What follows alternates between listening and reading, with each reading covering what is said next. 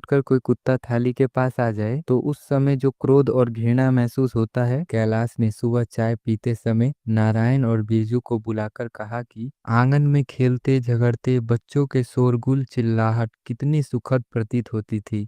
साथियों, स्वागत है आपका अपने YouTube चैनल।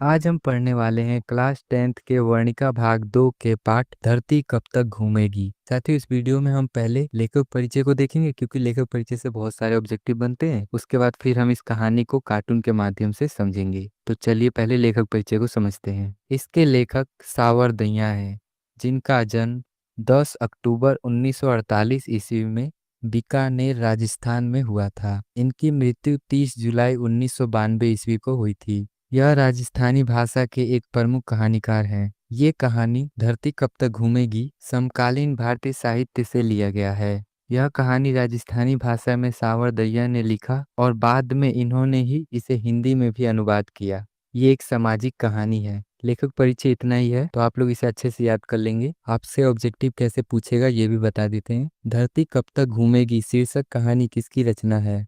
तो आपका उत्तर हो जाएगा सावर दहिया। यह आपसे पूछ सकता है धरती कब तक घूमेगी यह कैसी कहानी है? तो हमारा उत्तर हो जाएगा सामाजिक। तो चलिए अब चलते हैं कहानी पर।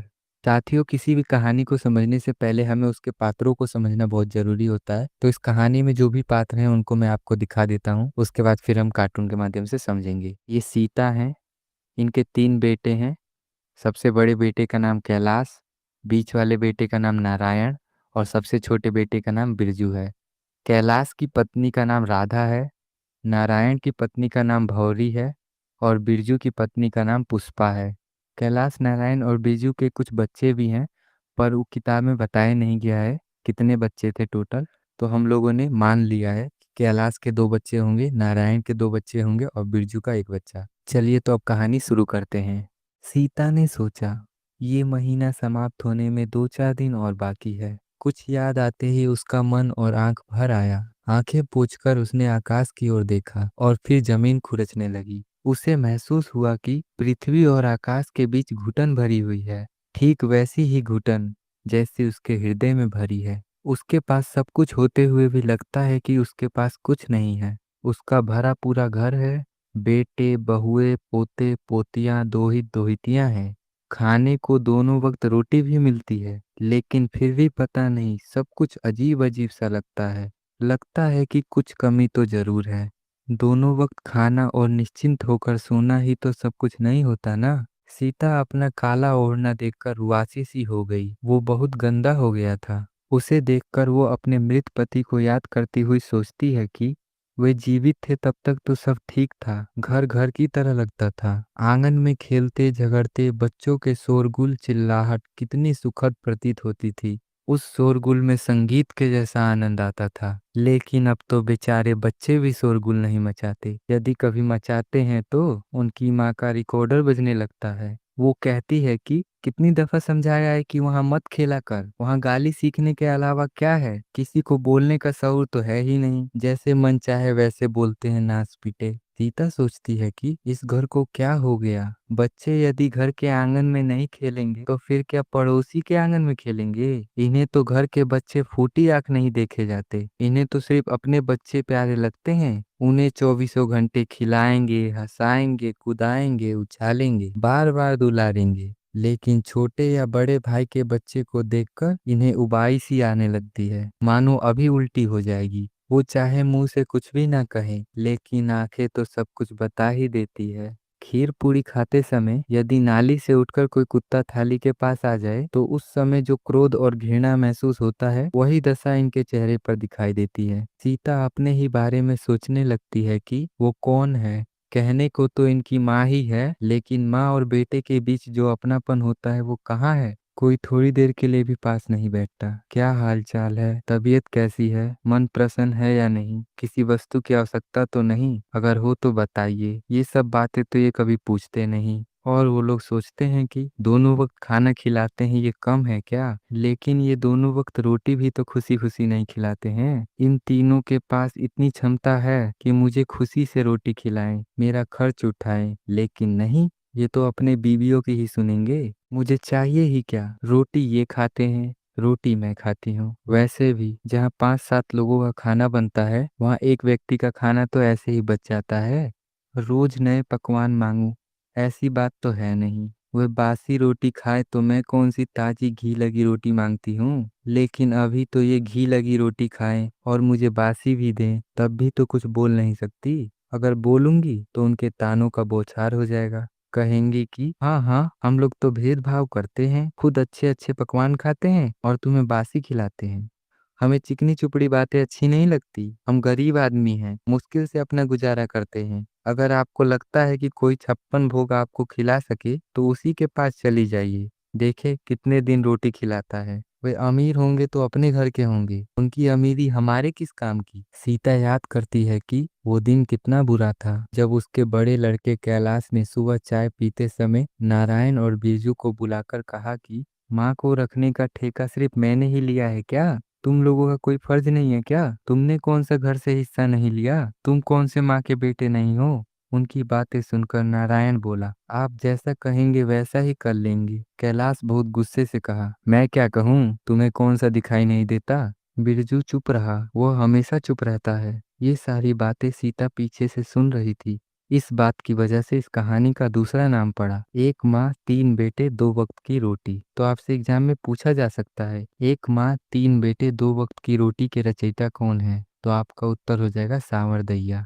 साथियों, अपने चैनल पर 1 लाख सब्सक्राइबर कंप्लीट होने वाला है, तो आप लोग जल्दी जल्दी चैनल को सब्सक्राइब करिए ताकि हम आपके लिए ऐसे ही वीडियो आगे भी लाते रहें। देखिए, इसमें हमने हर चैप्टर को कार्टून के माध्यम से पढ़ाया है और आगे भी पढ़ाते रहेंगे। तो आप लोग वीडियो को लाइक करिए, चैनल को सब्सक्राइब करिए ताकि हमारे 1 लाख सब्सक्राइबर कंप्लीट हो जाए और हम लोग भी और मेहनत के साथ इस पर वीडियो बनाएं। और अगर आपके भाई बहन भी क्लास 12th में हैं या जाने वाले हैं तो आप लोग BSEV की दुनिया इस चैनल को सब्सक्राइब कर लीजिए, क्योंकि इस पर हम लोग क्लास 12th के हिंदी इंग्लिश को कार्टून के माध्यम से पढ़ाते हैं। और आप लोग भी चैनल को सब्सक्राइब कर लीजिए, क्योंकि आप लोग जब फ्यूचर में क्लास 12th में जाएंगे तो आपको यहाँ पे सारे कंटेंट फ्री में मिल जाएगा, वो भी कार्टून के माध्यम से, जैसा आप लोग अभी पढ़ रहे हैं। तो चलिए अब चलते हैं अपनी कहानी पर। तब फैसला हुआ कि माँ तीनों जनों के यहाँ बारी बारी से एक एक महीने रहेगी। ये फैसला सीता से बिना पूछे और उसकी इच्छा को बिना जाने हुआ था, जिससे सीता बहुत उदास थी। और फिर वो अपने पति के बारे में सोचती है कि यदि आज वो होते और ये सब तमाशा देखते तो क्या कहते, उनसे ये सब सहन हो पाता? वो तो गुस्से से लाल पीले होकर गाली देने लगते, थप्पड़ या लात मारते, ऊपर से वो अलग। वो कहते, क्या समझ रखा है मुझे, मैं तुम्हारे इन 2 रोटियों के भरोसे बैठा हूँ क्या? अभी मुझ में इतनी ताकत है कि तुम जैसे 20 भिखारियों को रोटी डाल सकूं। फिर सीता उदासी मन से सोचती है कि जब वो थे तब तो ऐसा कुछ हुआ ही नहीं। उन्हें क्या पता था कि वो 2 वक्त की रोटी के लिए ऐसा करेंगे। सीता को अच्छी तरह याद है कि वो फागुन के दिन थे, 3-4 दिन बाद होली थी। यही तय हुआ था कि होली के बाद माँ को बारी बारी से सब कोई अपने घर रखेगा। नाहर सिंह जी वाले दिन खाना खाते हुए उसे ऐसा लगा कि लापसी बिल्कुल फीकी है और निगलते समय लगा कि कौर गले में अटक रहा है। होली वाले दिन भी वह अनमनी सी और उदास थी। होली वाले दिन वैसे तो लापसी ही बना करती है, लेकिन उस दिन कैलाश की पत्नी ने दाल का हलवा बनाया था। भुनती हुई दाल देखकर उसे लगा कि वह भी भुन रही है। बच्चे उसको कहने लगे, दादी माँ, माँ कह रही थी कि कल से आप नारायण चाचा के हिस्से में खाया करेंगी। दादी माँ, आप सचमुच वहीं खाएंगी क्या? सीता कुछ बोल ही नहीं पाई, वो मौन रही। शाम को जब वह खाना खाने बैठी तब कैलाश की पत्नी राधा बोली, दाल का हलवा आपके लिए ही बनाया है, खूब भर पेट खाना। वह सोचने लगी कि दाल का हलवा हो या रूखी रोटी, खाने के लिए बैठने के बाद तो पेट का गड्ढा भरना ही पड़ता है। रुचि हो तो 2 कोर ज्यादा, नहीं तो 4 कोर कम। उसने सोचा, आज के बाद यहाँ से मेरी विदाई हो जाएगी। अब तो कल से नारायण के हिस्से में खाना पीना होगा। कल से यहाँ मुझे पानी भी नसीब नहीं होगा क्या? बच्चों के पास आना जाना भी बंद हो जाएगा? नहीं नहीं, ऐसा नहीं हो सकता। एक के बाद दूसरा और दूसरे के बाद तीसरे के हिस्से में वो लुढ़कने लगी। कैलाश के हिस्से से नारायण के हिस्से में और नारायण के हिस्से से बिरजू के हिस्से में जाने लगी। हिस्सा बदलते ही बच्चे बहुत खुश होते और उसके पास आकर कहते, दादी जी कल से आप हमारे घर खाना खाएंगी, हम साथ साथ ही खाएंगे, एक ही थाली में, ठीक है ना दादी जी। वो रुआसी हो गई। इन नासमझ बच्चों को भी पता चल गया कि वो बारी बारी से खाना खाती हैं। एक महीना होने पर एक दिन भी कोई ज्यादा नहीं होने देता। महीना होते ही टिकट कटवाओ, फिर कहते होंगे 2 महीने के लिए आफत टली।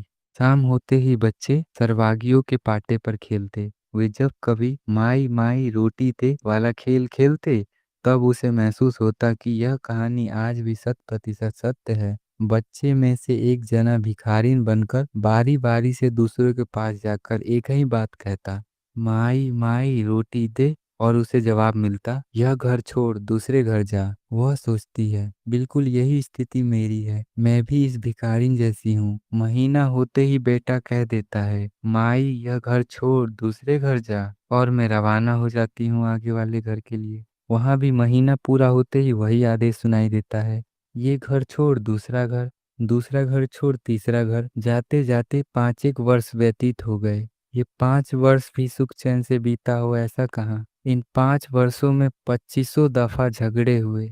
जब बिरजू के हिस्से में थी तब नारायण की पत्नी भौरी ने लड़के के जन्मदिन पर कटोरी में डालकर रसमलाई भेजी। रसमलाई का एक ग्रास ही लिया था कि इतने में ऊपर से हल्ला सुनाई दिया। बिरजू की पत्नी पुष्पा बोल रही थी, अरे अपनी अमीरी दिखाने के लिए रसमलाई भेजी है क्या? तुम्हारे हिस्से में थी तब तो रूखी रोटी खिलाई उन्हें, आज महारानी जी ने रसमलाई की धोस दिखाई है। देखी तुम्हारी रहीसी, ये जब तक मेरे हिस्से में है तब तक तुम अपना माल यहाँ मत भेजो, हमारी जैसी सामर्थ्य होगी हम खुद ही खिला देंगे। सीता को फिर याद आया, उन दिनों वो नारायण के हिस्से में थी। राधा को बुखार आ गया। कैलाश नौकरी के किसी काम से बाहर गया था। उसने 2 3 दिनों तक उसके बच्चों के लिए रोटी बनाई। कुछ दिनों बाद बच्चों के झगड़े को लेकर भौरी और राधा के बीच झगड़ा हुआ। राधा ने कहा, जब बच्चे झगड़ रहे थे तब सास जी वहीं थी, चाहो तो उनसे पूछ लो। इतने में भौरी ने जहर से बुझा तीर छोड़ा। अरे जा जा, पूछ लिया तुमसे और उनसे दोनों से। उनसे क्या पूछना है, वे गुलामी करती फिरती हैं तुम्हारी और खाना खाती हैं मेरे हिस्से में। गुलामी करवाई वह तो अच्छी बात है, लेकिन खाना तो खिलाना था ना। उसकी आंख भर आई। इनके लड़ाई झगड़े का कोई अंत नहीं है। ये हमेशा लड़ती हैं और लड़ाई में मुझे घसीट लेती हैं। अब मरना तो मेरे हाथ में है नहीं, हाथ में होता तो मैं मर के दिखा देती। भगवान ने जितनी सांसें लिखी हैं उतना तो अब जीना ही पड़ेगा। सीता यही सोच सोच कर उदासी हो गई। सीता को महसूस होने लगा कि आकाश अनंत नहीं है, यह धरती लंबी चौड़ी नहीं है, यह सिकुड़ गई है, घर भी सिकुड़ गया है। यहाँ सिर छिपाने के लिए भी जगह नहीं है। यह घर गली के लोगों की दृष्टि में अच्छा खाता पीता घर है, लेकिन यह खाते पीते घर में ही खाने पीने को लेकर झगड़ा है।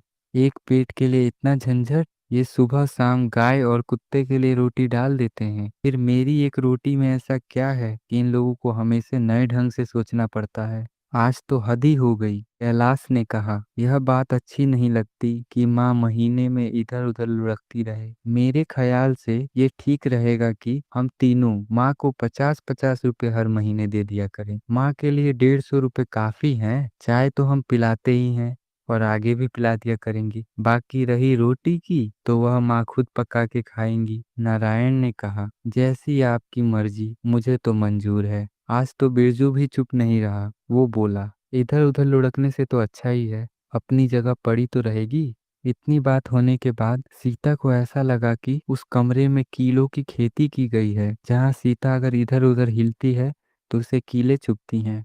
थोड़ी देर बाद बिरजू ने कहा, माँ को पूछ तो लेते। माँ आजकल किसी बात के लिए ना नहीं कहती, मूल बात तो अपने जचने की है।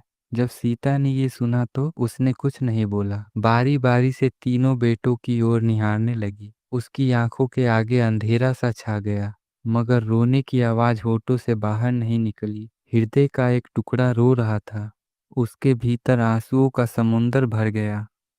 सीता सोचने लगी कि यहाँ रोटी खाती हूँ तो कौन सी मुफ्त में खाती हूँ।